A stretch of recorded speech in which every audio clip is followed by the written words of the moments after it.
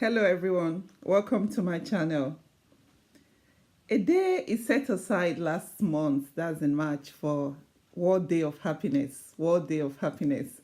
And I was just reflecting on it that day and I was thinking, are we really happy? Are people really happy? There's so much advertisement everywhere promoting happiness. If you go to the shop, oh, if I get that shoe, I'm going to be very happy. If I get that next bag, I'm going to slay the look. If I get that outfit, I'm going to be cool and happy. And we keep pursuing happiness. We keep pursuing happiness, knowing that happiness is an illusion. We can never catch up if we keep pursuing happiness by buying that next thing, that next thing, that next shoe, that next outfit, that next car, that next hairstyle or makeup or whatever expensive things we're pursuing every time.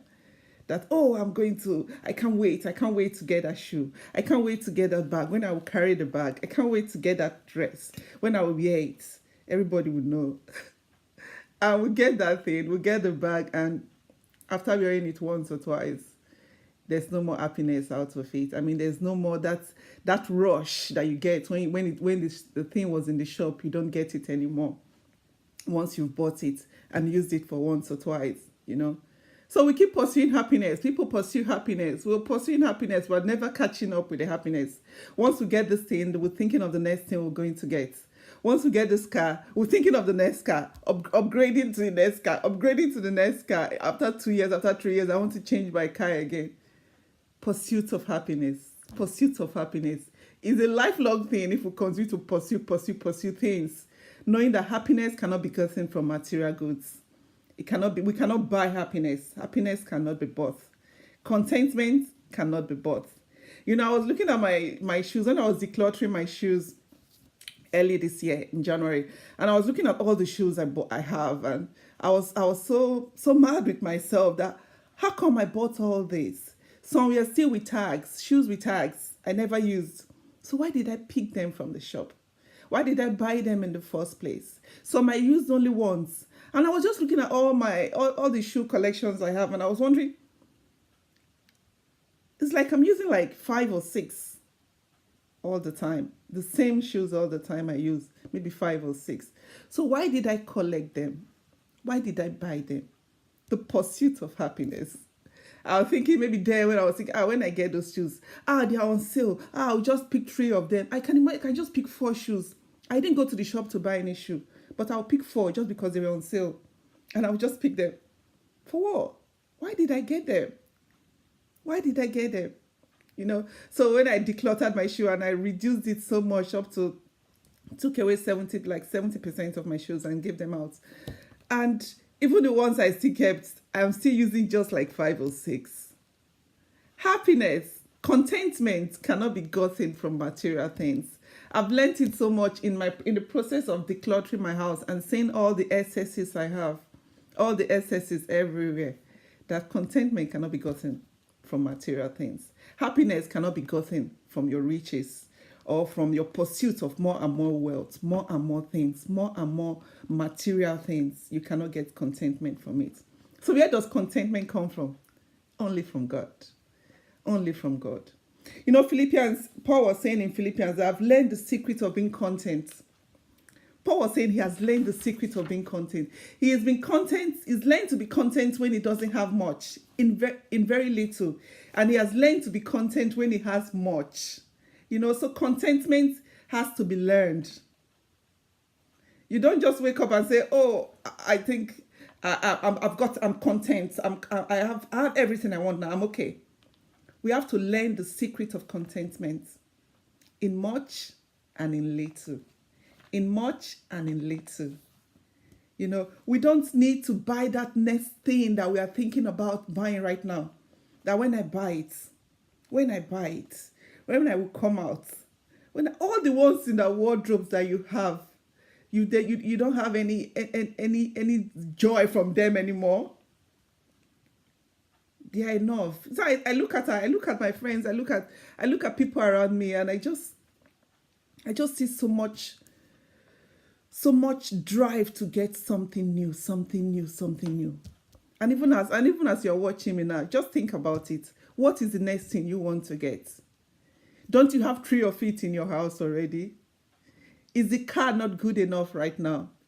Do you want to change it just because every person is getting 2019 car?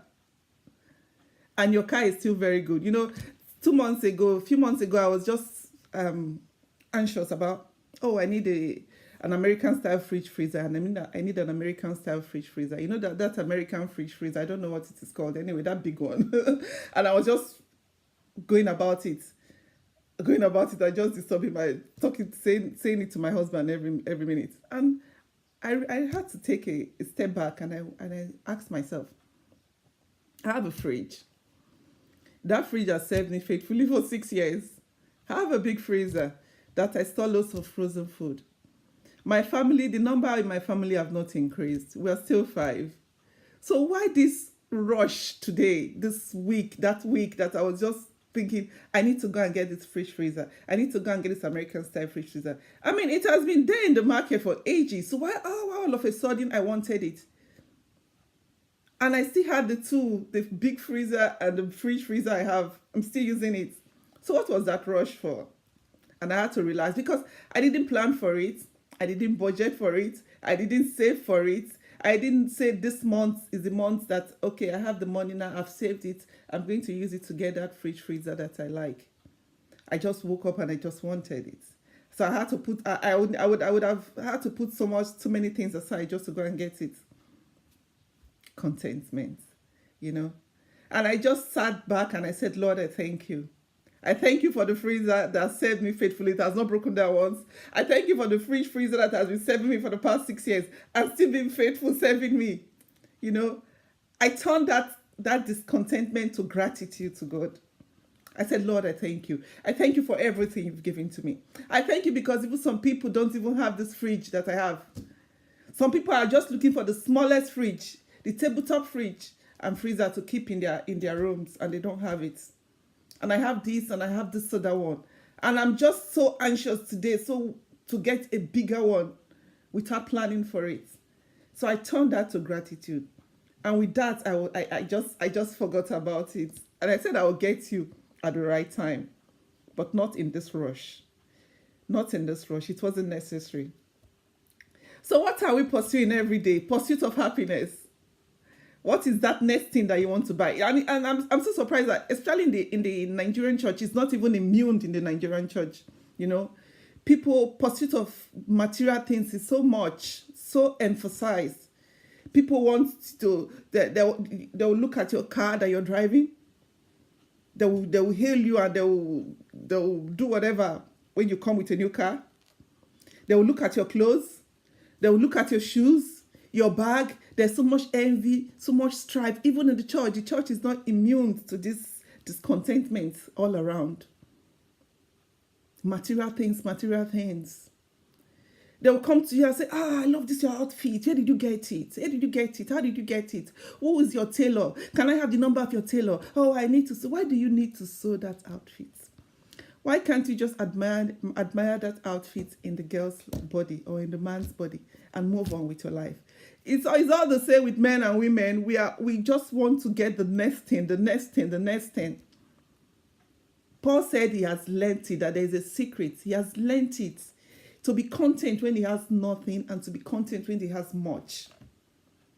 Because it's not only the poor that is discontent with what they have.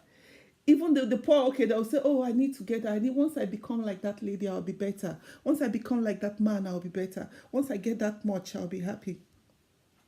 And the rich one will be looking for more riches. They'll be pursuing the next thing. That's why sometimes I look at those politicians in Nigeria that have so much wealth that they had to dig it under and bury it in the graveyard and bury it in coffins. And I wonder, why are they pursuing so much? They have so much that they can't even finish.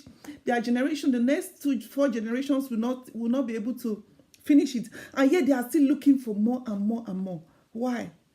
It's simple. You can't get contentment in material things. You can't get contentment without God. The poor are searching. The rich are searching. The poor are searching. The rich are searching. is a secret. We have to learn it. We have to learn it. You know, Paul was advising Timothy, said, godliness with contentment is great gain. Godliness with contentment is great gain. We have to learn to be content in little and in much, and be grateful for all we have. Godliness with contentment is great gain. He said, for we brought nothing into this world, and we are taking nothing out of it. He said, if we have food and clothing, we should be content with it. Look at how little he wants us to be content. Food and clothing. Very little we need to be content. Food and clothing. Do you have food? Do you have clothes in that your room, that your wardrobe? Be content. Save the money. Help those in need that are calling you every day from home, and you don't have to give them just because you want to spend the next 300 euro buying that lace, or the next 100 euro, 40 euro, 50 euro buying that shoe. Be content with what we have. Look at your wardrobe again. Go and look at it, and look at all the things you've not used for the past 1 year. Look at how many they are. Look at all the shoes, the bags, the clothes you've not used for the last 1 year. And ask yourself, what are you pursuing? Why are you pursuing so much material things every day, every day? Why are you buying so many things you don't need? Contentment can only be found in God. It's in the heart. We'll learn it. It's a secret. We'll learn it. That no matter how much we have or how much we don't have, we should learn to be content. Look at what the Bible says we need. Food and clothing. Food and clothing. We have that. I'm not saying that when we work, we need to be paid for the work we do. It's expected. When we work, I know we have the talent and we invest it, we need to get the recompensing back. We need to be recompensed for it. But what do we do with the money? That's the issue. Do we just go and buy and buy and buy? Or do we save? Do we invest? Do we invest for our children's future? Do we leave something for the next generation? Do we give to the poor? Do we take care of the needy? Do we take care of the vulnerable? There's so much joy and riches and wealth that comes from helping others, that comes from blessing others. Let's convert those things we're doing with money to blessing people, to blessing society, to blessing the next generation, to blessing to sow towards our children's future and even towards our own retirements. Godliness with contentment is great gain. It's great gain. For we brought nothing into this world, we will take nothing out of it. Have the money, have the wealth, but use it right. It's God's resources in your hand. It's God that has given you the enablement to be able to create wealth. It's His resources in your hand. Use it wisely. Don't fool around and begin to pursue happiness by buying the next thing, the next thing, the next thing, getting the next grade, getting the next upgrade, changing your phones anyhow, buying the next clothes, the next shoes, the next bag, the next jewelries, the next everything new, and just cluttering your house with so much possessions, material possessions. Look at what you have and be grateful for it, and give out some if they are too much, and stop purchasing and purchasing, because you cannot buy happiness. The pursuit of happiness is an illusion. Contentment comes from God. God bless you all. Thanks for joining me today. See you next week. Bye.